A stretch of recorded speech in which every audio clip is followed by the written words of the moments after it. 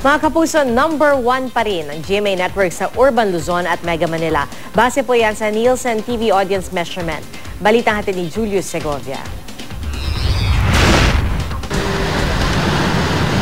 Sa second quarter ng 2013, ang Kapuso Network pa rin ang numero 1 pinanood sa Urban Luzon at Mega Manila kung nasaan ang malaking bahagi ng TV household population.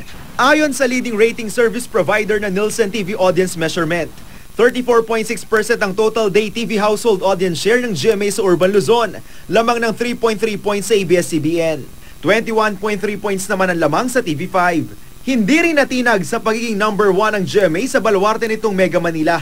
35.9% ang nakuha nito, mas mataas ng 6.4 points sa ABS-CBN.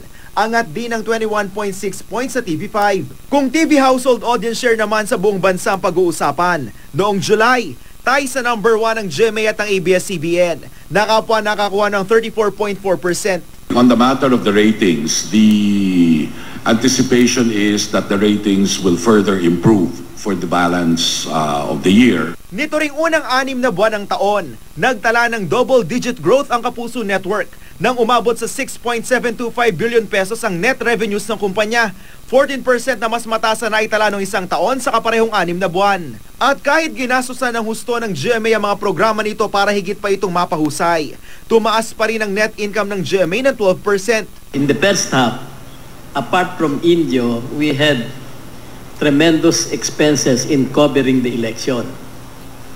That's why our election coverage was the most comprehensive. And we are gratified, even if we spent much, that the viewers went to our coverage than to any other station. So to us, it was well worth the expense. Kumpiyansa ang Kapuso Network na magtutuloy-tuloy ang pagiging number 1 ito at maaabot din ang target revenue hanggang matapos ang taong ito. Lalo pa't marami raw mga bagong programa ang dapat abangan.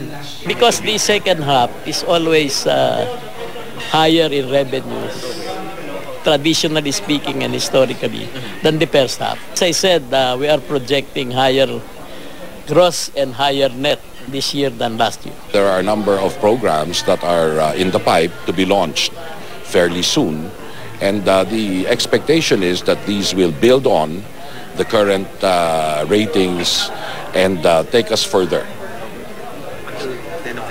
Oh yes, it's a continuous process. Julius Segovia, GMA News.